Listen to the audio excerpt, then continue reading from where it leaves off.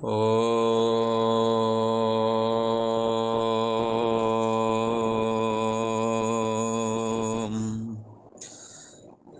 ओम गुरु ब्रह्मा गुरु विष्णु गुरुदेव महेश्वरा गुरु साक्षात् परम ब्रह्म तस्मै श्री गुरुवे नमः। योगेश्वर श्री कृष्ण भगवान की जय। ऐं सरस्वत्यै नमः। तो प्रसंग चल रहा है जीवन मुक्त महापुरुष के लक्षण के विषय में। जीवन मुक्त कहो समाधि रूप परमात्मा में जिसकी बुद्धि स्थित हो गई है, स्थिर बुद्धि कहो एक ही बात है। भगवान श्री कृष्ण कह रहे हैं कि प्रथम में तो उन्होंने कर दिया, 4 प्रश्न खड़े किए थे ना। स्थित प्रज्ञस्य का भाषा और स्थिति किम प्रभाषित और किमाशीत ब्रजेत किम, ये 4 प्रश्न हैं। का भाषा और कि का परिभाषा है, उसको कैसे जाने कि इसके जीवन मुक्त है, तो उसका उत्तर आया दे दिया। संक्षेप में बताते चलते हैं। उसका उत्तर ये दे दिया है कि जिसके वो जो महापुरुष ऐसा है ना, उसके अंदर आई हुई मन की संपूर्ण कामनाओं का वो पूर्णता त्याग कर देता है और अपनी आत्मा से अपनी आत्मा में संतुष्ट रहता है। दूसरे शब्दों में कहें, अपने आप से अपने आप में संतुष्ट रहता है, कामनाओं का त्याग कर देता है। दूसरा प्रश्न खड़ा किया था कि वो कैसे बोलता है, तो बोलने का स्तर उसका चित्त का अलग तरीके का है। वो सुख और दुख में सुखी होकर के और दुख में दुखी होकर के नहीं बोलता है। राग द्वेष में बहकर के बात नहीं बोलता है। जैसे धृतराष्ट्र जैसे लोग जब पांडवों और उनकी बात होती है तो मोह में बहकर दुर्योधन का पक्ष करते हैं, इस तरह से वो नहीं करता है। तो मोह के चलते वो अनीति जैसे धृतराष्ट्र ने देखी और कुछ कह ना सके, वो ऐसा नहीं करता। वो जो साफ बात जो है, बात सच्चाई की, वो बोल देंगे। तो इस तरह से उसके चित्त का स्तर जो है वो उसकी वाणी से पता लग जाता है। इसलिए कैसे बोलता है, समता रूप दृष्टि से बोलता है, समता रूपी कुर्सी में अथवा समता रूप स्तर से बोलता है। बैठता कैसे है, बैठने का मतलब यह है कि वो उसकी चित्त की स्थिति क्या है। स्थिति यह है कि वो विषयों को प्राथमिकता नहीं देता है, इसलिए वो अपनी इंद्रियों को समेट करके बैठता है। ये उसकी किमाशीत कैसे बैठता है, इस प्रश्न का उत्तर दिया। कदाचित थोड़ा और उन्होंने इसमें थोड़ा विस्तार किया। यदि तुम विषयों को रोक लोगे तो विषयों की आसक्ति बनी रहेगी, विषय रुक जाएगा, विषयों की आसक्ति बनी रहेगी। इसलिए अच्छा हो कि मन समेत, क्योंकि रस जो होता है मन में रहता है, इसलिए मन समेत इंद्रियों को रोका जाए। केवल इंद्रियां रोकने से बात नहीं बनेगी, ऐसा कहा। इसलिए और ये क्यों नहीं लोग रोक पाते हैं, इसके विषय में उन्होंने भगवान ने कह दिया, क्योंकि वो अपने बलबूते करना चाहते, इसलिए इनकी मन और इंद्रियां रुक नहीं पाती।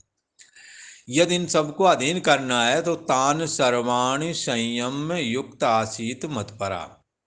यदि इन संपूर्ण इंद्रियों समेत मन को बस में करना है तो युक्त को, साधक को चाहिए कि वो हमारे परायण होकर के रहे। परायण कैसे रहे, भगवान की लीला कथाओं का, उनकी तात्विक कथाओं का श्रवण करें, मनन करें, निधिध्यासन करें, फिर उसी के परायण होकर उसी के भरोसे रहें। ना कि भगवान की लीला कथाएं और सब करें और कहें प्रभु सब तुम्हारा है, भरोसा करें पैसे का अथवा बांधवों का, तो वो बात वहाँ नहीं ठीक फिट पड़ती है। अच्छी बात तो यह है कि जिसका जिसका गुण गाया, जिसके गुणगान किए, उसी के भरोसे रहें और अंतिम समय तक रहें। ऐसा करने से तान सर्वाणी संयम, उनकी मन समेत संपूर्ण इंद्रियां बस में हो जाएंगी। चौथा प्रश्न खड़ा करते हैं कि वो कैसे चलता है। हम लोग भी चलते हैं, वो भी चलते हैं, जिनकी बुद्धि परमात्मा में स्थित हो चुकी है वो भी चलते हैं, इसी सड़क से वो भी चलेंगे, हम भी चलेंगे, पर हमारे चलने में उनके चलने में अंतर रहता है। बाह्य दृष्टि से देखें तो वो संसार को प्राथमिकता नहीं देते, इसलिए बहुत ज़्यादा इधर उधर आंखें फाड़ फाड़ के नहीं देखते हैं, इधर क्या उधर क्या, सुंदर रूप या कुरूप रूप क्या, ऐसा कुछ नहीं देखते। चले जा रहे हैं, वो जगत के प्रति मिथ्यात्व दृष्टि का आश्रय लिए हुए हैं, इसलिए उनको इस तरह का कोई क्षोभ हृदय में होता नहीं, लिहाजा वृत्ति चंचल नहीं होने पाती। और दूसरा यह है कि चलते समय किसी देश काल वस्तु में वो राग और द्वेष से युक्त होकर के नहीं देखते, चलते जाते हैं पर राग द्वेष से रहित ही होकर के चलते हैं। चलने का मतलब जीवन जीना, जीवन जीते हैं पर कहीं पर राग और द्वेष नहीं करते हैं। चलने का मतलब केवल पैरों से चलने का मतलब नहीं, पर जो भी जीवन वो जीते हैं उस जीवन में किसी वस्तु विशेष से वो ना राग करते हैं और ना ही द्वेष करते हैं। और इसी प्रकार किसी काल विशेष से नहीं, हमें सर्दी वाला ही मौसम चाहिए या गर्मी वाला ही चाहिए या बरसात वाला चाहिए, इस तरह किसी मौसम विशेष से, काल विशेष से, समय विशेष से भी उनका कोई राग अथवा द्वेष नहीं रहता है। और वस्तु विशेष से भी, किसी वस्तु में भी उनकी कोई ऐसी आसक्ति नहीं होती है कि वो वस्तु के बगैर हमारा गुजारा नहीं। कई लोग कहते हैं कि बाकी तो सब ठीक है पर ये चीज़ तो हमारे पास रहेगी, ये हमें बहुत प्रिय है, तो उसकी इस आसक्ति को दर्शाता है। पर भगवान श्री कृष्ण जब अपने भक्तों से प्रसन्न होते हैं तो वो ये बोलते हैं कि तुम्हें जो चाहिए वो मांग लो, हमारे यहाँ तुम्हारे लिए कोई अदेय नहीं, ऐसी कोई वस्तु नहीं जो मैं दे ना सकूं। अर्थात उन्हें कोई लगाव ऐसा नहीं है कि ये प्रिय से प्रिय वस्तु भी यदि उनसे मांगो, प्रसन्न है, प्रेम है, तो वो अवश्य देते हैं। तो इसलिए ये उनकी निरासक्ति का उनकी निरासक्ति को वो दर्शा रहे हैं। ऐसे ही ये ब्रह्मज्ञानी महापुरुष जिसकी बुद्धि परमात्मा में स्थित है और वो निरासक्त है। यह चलने का मतलब जीवन जीने किस समय वो अपने चित्त वृत्ति को कैसे व्यवहार जगत में बरतता है, इसकी चर्चा है। तो इस श्लोक को, ये 64वां नंबर श्लोक है दूसरे अध्याय का, इसको देखते हैं। राग द्वेष वियुक्तस्तो विषयानिन्द्रियैश्चरन् आत्मवशैर्विधेयात्मा प्रसाद्यमधिगच्छति। जिन्होंने अपने अंतःकरण को बस में कर लिया है, बस में कर लिया, कैसे बस में कर लिया है? बस में इसलिए कर लिया है कि जिन जिन जिन विषयों को पकड़ा उनमें दो चीज की खासियत रही, या तो विषय खत्म हो गए या भोगने वाला खत्म हो गया। दो में एक चीज चली जाती है, और ना भी चली जाए तो भोगने काबिल इंद्रियां ना रह जाएं, शरीर ना रह जाएं, अथवा शरीर है तो भोग पदार्थ नहीं मिलते। कभी दोनों ही हैं तो शरीर रोगी हो जाता है, और दोनों ही हैं तो कभी अनुकूल नहीं पड़ता है। वही वस्तुएं दूसरे को खुशी कर रही हैं, तुम्हारे को दुखी कर रही हैं। एक ही चावल किसी को बहुत प्रिय है और किसी को लग खाया नहीं, को उसका काम नुकसान चालू हो जाता है। इसलिए वो ये ईश्वर की बनाई हुई वस्तुएं हैं, ये न किसी को सुखी करती हैं न किसी को दुखी करती हैं।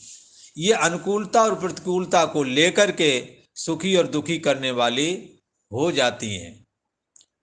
इसलिए वो विषयों के प्रति विचार दृष्टि का आश्रय करके और आसक्ति रहित हो जाता है, अर्थात वैराग्य धारण कर लेता है।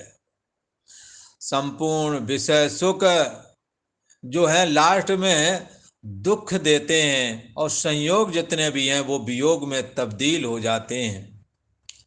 ऐसा उसने बार बार विचार करके संसार की दुख रूपता को समझा है। बाद में जब बुद्धि परमात्मा में स्थित हुई तो ये देखा कि जिसको हम दुख रूप मान रहे थे दरअसल वो वस्तु है ही नहीं। जैसे जब स्वप्ना में हम सो करके देख रहे थे सपने को, तो सपने की जिन वस्तुओं को लेकर के हम दुखी और सुखी हो रहे थे, जब जागे तो पता लगा कि वो वस्तु ही वहां नहीं थी। परमात्मा में जिन्हों की बुद्धि स्थित हो गई है, उन्होंने परमात्मा में स्थित होकर के देखा तो जागृत, स्वप्न और सुषुप्ति तीनों अवस्थाएं ही नहीं थी वहां जहां पर उसने अपनी बुद्धि को स्थित किया। उस परम तत्व परमात्मा में जागृत, स्वप्न और सुषुप्ति भी नहीं थे। इसलिए उसने मिथ्यात्व दृष्टि का आश्रय किया। मिथ्यात्व दृष्टि का आश्रय करने की वजह से अब संसार में कोई ऐसी वस्तु नहीं जिसके प्रति उसका राग हो जाए, ऐसी कोई वस्तु नहीं कि जिसके प्रति उसका द्वेष हो जाए। क्योंकि जिन वस्तुओं या देश काल परिस्थितियां जो हमें राग द्वेष से दूषित हमारे चित्त को करती हैं, उन परिस्थितियों को, उन देश काल वस्तुओं को उसने मिथ्या जान लिया है। पहले दुख रूप जाना प्रारंभ में, बाद में मिथ्या जान लिया है। इसलिए वो उनके प्रति निरासक्त होकर के बर्ताव करता है। यही वजह है कि वो अनुकूल परिस्थितियां प्राप्त होती हैं तो उनके द्वारा जो सुख प्राप्त होता है उससे सुखी नहीं होता है, और प्रतिकूल परिस्थितियां जो प्राप्त होती हैं उनसे वो दुख जो होना चाहिए था वो दुखी नहीं होता। ऐसा कहा। ये कौन होवेगा? ये होता विधेय आत्मा। जिसने विधेय आत्मा कौन है? जिसकी बुद्धि परमात्मा में स्थित होने के लिए प्रयत्न कर रही है, जिसने समदम धारण किया है और जो परमात्मा के चिंतन में लगा रहता है, ऐसे को चाहिए। जिसने अपने मन को अधीन कर लिया है, विधेय आत्मा, अपने अंतःकरण को जिसने अधीन कर लिया है, अपने बस में कर लिया है, आत्मवशयी। वो क्या करते हैं? राग द्वेष वियुक्तई, राग द्वेष से रहित इंद्रियों द्वारा, राग द्वेष वियुक्तई, राग द्वेष से वियोग करके इंद्रियों को चलता है।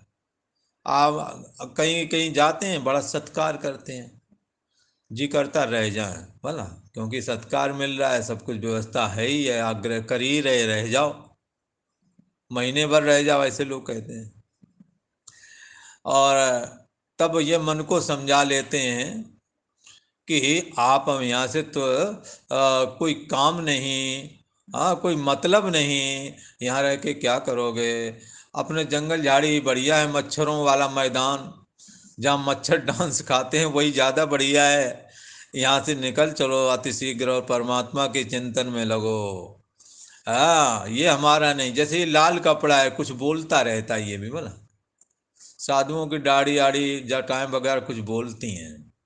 बोल, किसी ने कहा क्या बोलते हैं? बोले कान लगा के सुनोगे तो आवाज़ आएगी। वो लगा लो कान। बोले ये जटाएं, ये कपड़े, ये बोलते हैं मुझे शहर में मत ले चलो, मुझे जंगल की ओर ले चलो, ऐसा बोलते हैं। ये ऐसा भी बोलते हैं तुम फालतू चर्चा ना करके केवल भगवत चर्चा करो। ये ऐसा भी बोलते हैं कि तुम और लोगों की अपेक्षा तुम्हारा दूसरा रास्ता है, ये कुछ ऐसा भी बोल रहे हैं। इसलिए ठग भी इन कपड़ों को जब पहनता है, चोर उचक्का भी पहनता है, तो जब तक ठगी का काम पूरा नहीं होता है तब तक वो खूब धर्म कर्म की चर्चा करेगा आपके सामने, और जब काम हो जाएगा तब अपना निकल करके विश्वास दिला के जाएगा। बाद में आपको पता लगेगा कि ये तो चोर था। ये इस कपड़े की महिमा है, ये भेष की महिमा है कि जो इसमें जाएगा उसे गलत चर्चा, गलत आचरण स्वीकार न कर पाएगा। पर ठग इसका दुरुपयोग भी करते हैं। राग द्वेष वियुक्तस्तु, ये जो जिसने अपने मन को, अपने अंतःकरण को अपने अधीन कर लिया अर्थात जीत लिया है, वो राग द्वेष वियुक्तस्तु, राग द्वेष से रहित होकर के चलता है। खूब सत्कार मिल गया वहां भी नहीं जोड़ना, और जिन्होंने 4 गालियां सुना दी, अपमान कर दिया है, उन्होंने दोष भी नहीं करना। ये दोनों स्थिति चित्त की है, चित्त से वो अपने को अलग मान रहा है। इसलिए चित्त की अनुकूल और प्रतिकूल परिस्थितियों से होने वाली जो राग द्वेष जन वृत्ति है, इससे हट जाता है, ऐसा कहा। और इस जब क्या करता है, अपने अधीन किया हुआ मन जिसका, वो ऐसा जो अपने बस में रखने वाला मन वाला जो ये कोई साधक है अथवा कोई भी मनुष्य है, वो राग द्वेष से रहित होकर के इंद्रियों के द्वारा विषयों में विचरता है। जो खाने को मिल गया खा लिया, जो देना किसी ने कपड़े लत्ते आदि से लेकर जो भी सेवा की उसको स्वीकार किया, सत्कार किया, स्वीकार किया, पर सत्कार के बदले में अपने को बहुत ज़्यादा प्रफुल्लित नहीं करता। तो कहते हैं इंद्रियों, राग द्वेष से रहित इंद्रियों के द्वारा विषयों में ये विचरण करता है, और इसके बाद में भी वो चित्त की निर्मलता को अर्थात पूर्ण को अर्थात धर्म कर्म को अर्थात साधना को ही करता है। देखो भगवान श्री कृष्ण विवाह करें, उनके लिए वो विवाह जो है ना, साधना ही है। वो जिस तरह से हम लगते हैं विवाह में, वैसे वो नहीं लगते हैं। बोला वो विवाह 16,108 करते हैं, पर 16,108 वो अलग रूप बनाकर रहते हैं, अलग महल होते हैं। उनकी दिनचर्या ऋषियों ने देखी, आखिर ये ऐसा कैसे कर लेते होंगे। कोई ये कहेगा ये श्री कृष्ण महान कामी होवेंगे, भला कोई ऐसा भी कहेगा, पर हम लोगों से कहना चाहते हैं ऐसा दिलो दिमाग से निकाल दो आप। भगवान श्री कृष्ण किंचित मात्र भी कामी नहीं है। हम लोग तो पूरे पूरे हैं, पर भगवान श्री कृष्ण इतने विवाह होने के बाद में भी किंचित मात्र भी कामी नहीं है। ये बात वृंदावन में एक बार उन लोग दुर्वासा जी कहते हैं पधारे, तो दुर्वासा जी को पता लगा कि भाई ये भूखे हैं, उन्होंने खबर भेजी कि हमारे को भोजन भेज दो। तो लोगों ने सोचा उधर उनके चेला चमाटे और भी होंगे ना, एक टोकरी भर के भोजन भेज दिया, दाल सब्जी बाल्टियों भर भर के। दुर्वासा जी ने कहा यार व्रत उपवास करते करते मर गया हूँ, अब तो आज भूख भी तेज लग रही। उन्होंने सब खा लिया, एक टोकरा रोटियाँ वोटियाँ सब खाने के बाद खा लिया। तो उन गोपियों और उन्होंने सबने कहा महाराज गंगा जी चढ़ी हुई, कैसे जाऊँ? बोले पहले कैसे आए थे? तो उन्होंने कहा पहले तो वो हमारे ठाकुर जी है ना, तो उन्होंने कहा था कि तुम कह देना हमारे स्वामी ये भगवान श्री कृष्ण जो हैं यदि बाल ब्रह्मचारी होवे तो जमुना जी रास्ता दे दें। हाँ, तो रास्ता दे दिया था। बोले अच्छा ऐसा बोला है, तो अब की बार बोल देना कि हमारे गुरु जी ने कभी कुछ ना खाया हो तो यमुना जी रास्ता दे दें। हाँ, तो यमुना जी स्तंभित हो गए, रास्ता दे के निकल गए गोपियाँ। तब उन्होंने जाकर बड़ा आश्चर्य हुआ कि बड़ा मुश्किल काम है। उधर वो अढ़ैया भर खा गए, एक टोकरा भर के भोजन खा गए, कहते हमने कुछ खाया नहीं। और इधर हम लोगों के साथ ये दिन भर रहते हैं, हुड़दंग मचाते हैं और कहते हैं कि कोई काम ब्रह्म आजीवन ब्रह्मचारी हो। बोला भगवान श्री कृष्ण मन से जुड़े ही नहीं है भाई, वो हमेशा ब्रह्म में ही स्थित है। जो ब्रह्म में स्थित है, ब्रह्म में जो है उसका ब्रह्म में स्थित होगा, जिसका आचार हो गया ब्रह्मचारी। उस ब्रह्म में स्थित रहने के लिए ये बाहर का ब्रह्मचारी ब्रह्मचर्य व्रत धारण किया जाता है। और वो मन से ही नहीं जुड़े, तो मन के द्वारा शरीर के द्वारा जो चेष्टाएं हो रही वो उनकी कौन चेष्टाएं?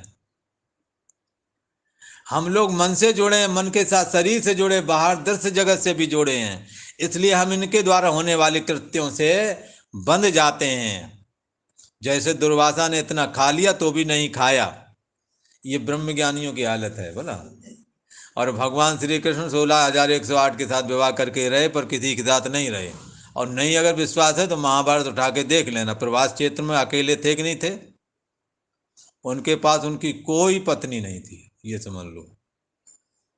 खबर जरूर अर्जुन के द्वारा भेज दिया था कि जाकर के बता देना कि अब स्वधाम गमन का समय हो गया, इसलिए हम निकलेंगे। और जिन गोपियों को रहने की इच्छा हो वो रहें, जिनको जिनको स्वतंत्र हैं, जिनको जो करने की इच्छा हो कर सकती हैं। उनमें उनकी 5 पटरानियों ने तो सती जैसे ऐसे सुना तो उन्होंने चिता जलाकर सती हो गई। वो उनसे पहले ही भगवान की सेवा के लिए वैकुंठ धाम में पहुंच गई। और ये दाऊ जी तो शेषनाग बनकर वो तो गए वहां थे, जहाँ से उनके मुंह से सांप निकला वो प्रवास क्षेत्र दिखाते हैं।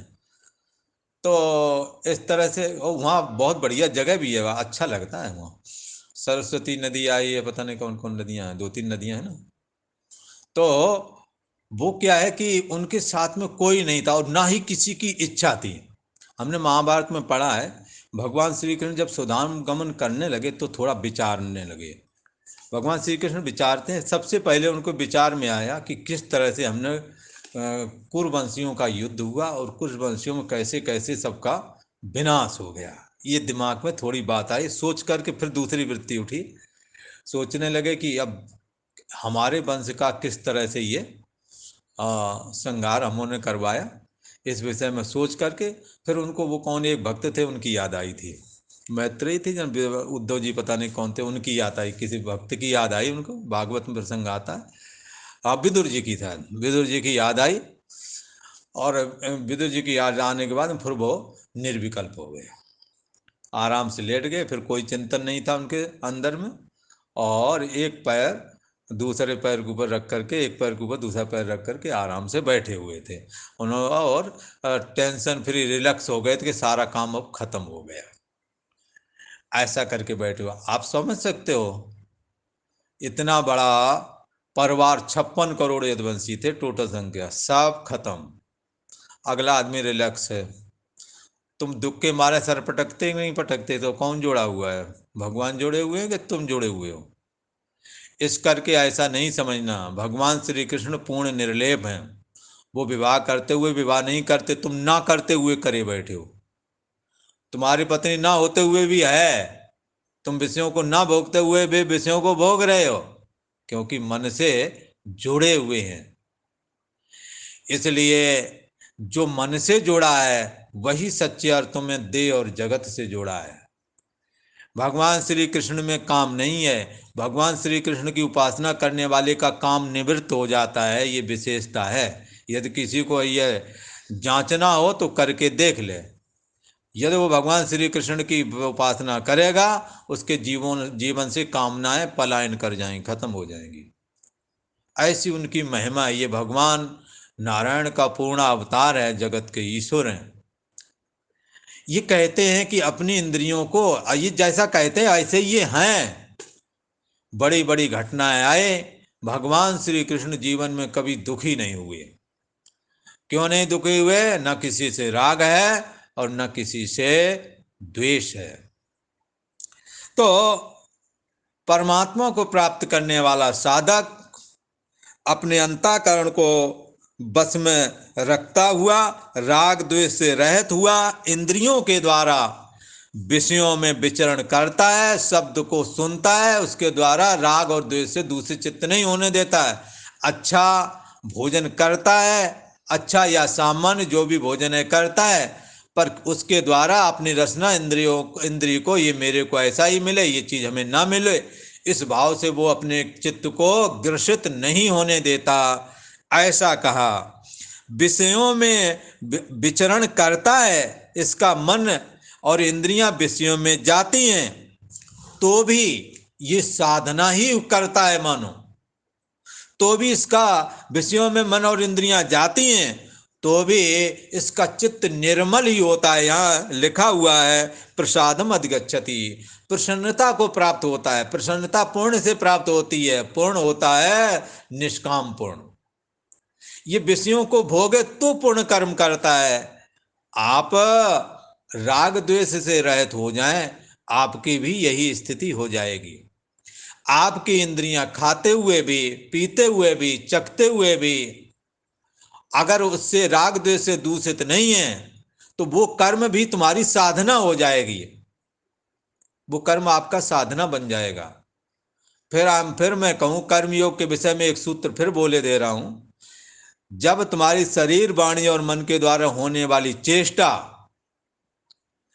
राग द्वेष से रहित होकर के, राग द्वेष से रहित होकर के कहो या अथवा आसक्ति रहित होकर के जब परमात्मा के लिए हो, जब दूसरों के लिए हो, धर्म के लिए हो, तब वो चेष्टा निष्काम कर्मयोग की श्रेणी में आती है। फिर वो से चाहे भोजन ही क्यों ना करो।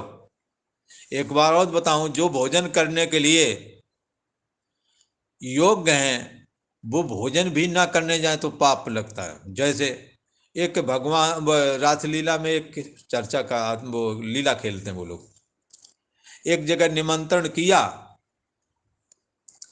और निमंत्रण किया बड़ा श्रद्धा लेकर के, आप कहते हैं हम नहीं जाएंगे। इस बात से भी दोष लगता है। तो क्या मतलब, अगर जाओगे तो साधना है, जाओगे तो पुण्य मिलना है इसका मतलब।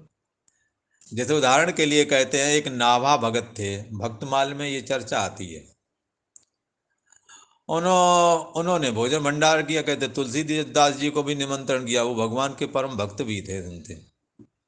तुलसी जाने का मुस्किन आ जाएंगे ये वो उस तरह दिखा।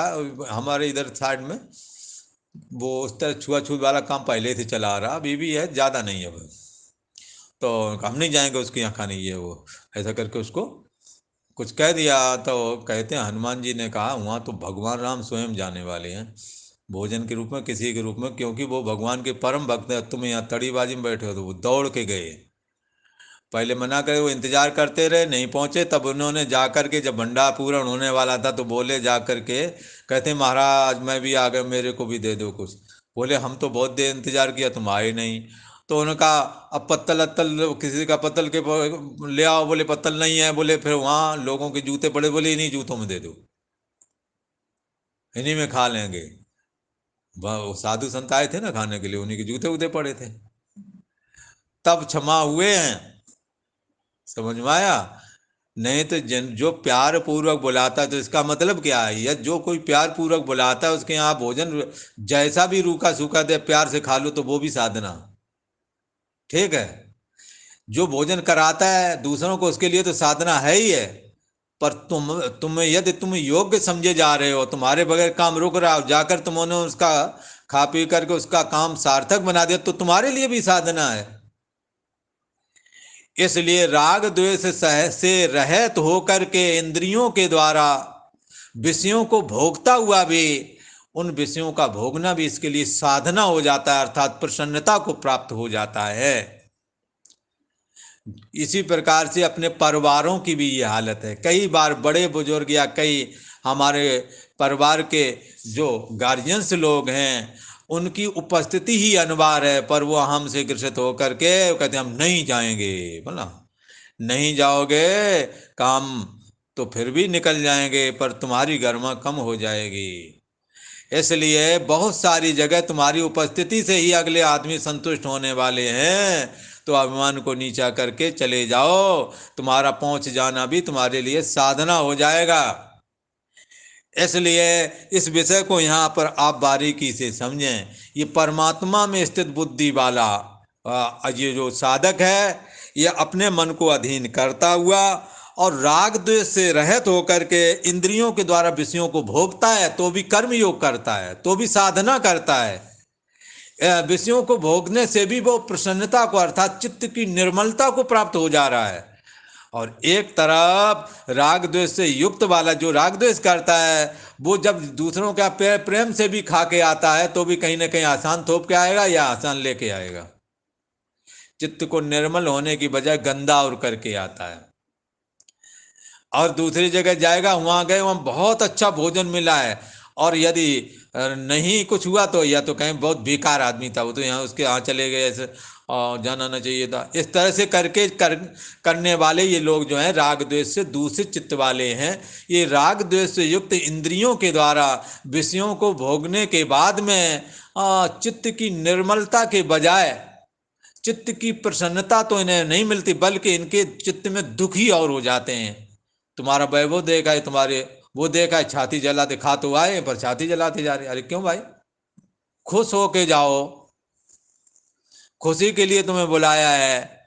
सम्मान नहीं किया तो भी हमें उस तरह से नहीं बोलना, क्योंकि ये खुशी का समय है, वो अपना मना रहे जैसे भी मना रहे।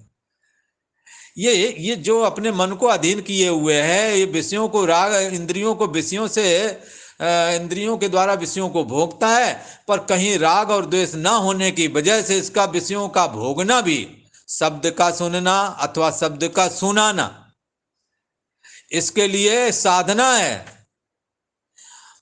हाँ, रस को खाना अथवा खिलाना इसके लिए साधना हो जाती है।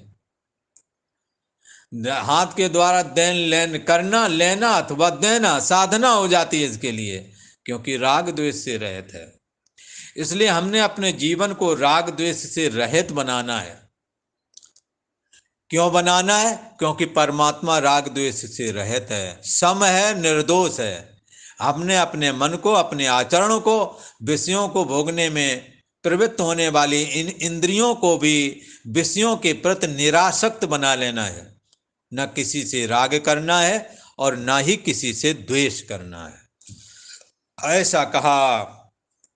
तो एक बार इसको सही से फिर सुन लें कि परंतु अपने अधीन किया हुआ अंतःकरण वाला साधक अपने बस में की हुई राग द्वेष से रहित इंद्रियों के द्वारा विषयों को भोगता हुआ, विषयों में विचरण करता हुआ अंतःकरण की प्रसन्नता को प्राप्त होता है। अर्थात उसके ऐसा करने से भी उसका मन निर्मल बनता है, और राग द्वेष से दूषित चित्त वाले का ऐसा करने से मन निर्मल होने की बजाय गंदा हो जाता है। तो केवल थोड़ा ही दिशा बदलने, नजरें बदली नजारे बदल गए, किश्ती का रुख बदला किनारे बदल गए।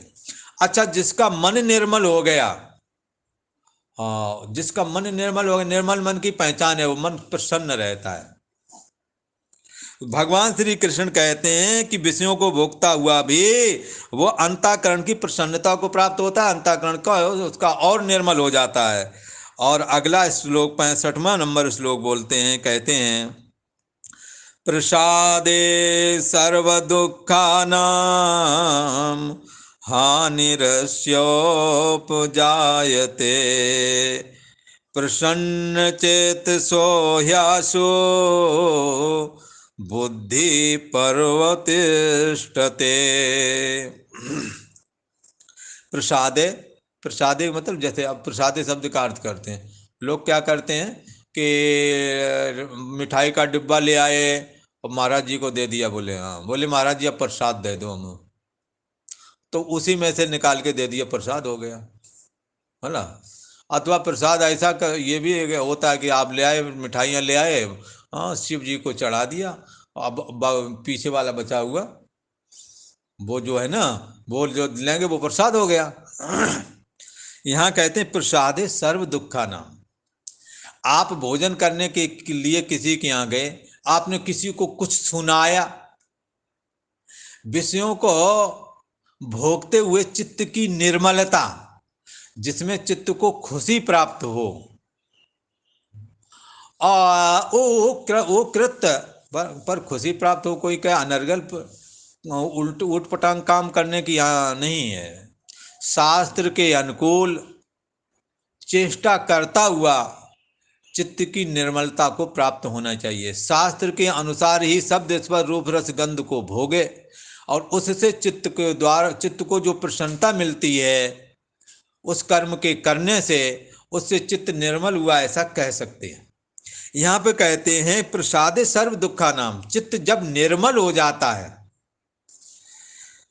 प्रसादे अस्य सर्व दुखा नाम, जब चित्त निर्मल हो गया, निर्मल चित्त किसे कहें? जो यथार्थ समझता हो। जिसकी बुद्धि यथार्थ नहीं है वो कहीं ना कहीं फिर फंस जाएगा, फिर दुखी होगा। पर चित्त प्रसन्न है, अर्थात निर्मल हो चुका है। निर्मल चित्त में कहाँ कैसा विचार, कहाँ कैसा व्यवहार करना, ये पता लगेगा। जिससे व्यवहार तुम्हारा शुद्ध रहेगा तो हर किसी के प्रति आपका बर्ताव सही होने की वजह से उधर से आशीर्वाद भी मिलेगा।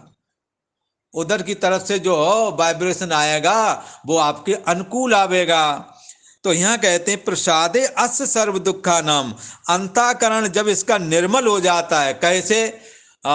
विषयों को भोगते हुए इंद्रियां आसक्ति रहित होकर के विषयों को जब भोगती हैं तो भी उसका निर्मल मन हो रहा है, और हम भोगते हैं, हमारा गंदा हो रहा है। क्योंकि हम आसक्ति से युक्त हैं। आसक्ति रहित होकर के जब इसका मन निर्मल हो जाता है, निर्मल मन होने पर अस्य सर्व दुखा नाम हानि उपजायते, संपूर्ण दुखों का अभाव हो जाता है। जब इसका मन निर्मल हो जाता है, निर्मल मन होने की पहचान है परमात्मा में प्रेम जगता है, परमात्मा की भक्ति अच्छी लगती है, किसी का अपमान करने का जी नहीं करता है। आप किसी को दुख देने के लिए, किसी के उकसाए अथवा प्रेरित किए जाने पर भी आप किसी को दुखी नहीं करेंगे। तो आपका विचार उस समय ऐसा होगा, सर्वे भवन्तु सुखिनः, सभी सुखी रहें, सभी निरोगी रहें। ये निर्मल मन की पहचान है।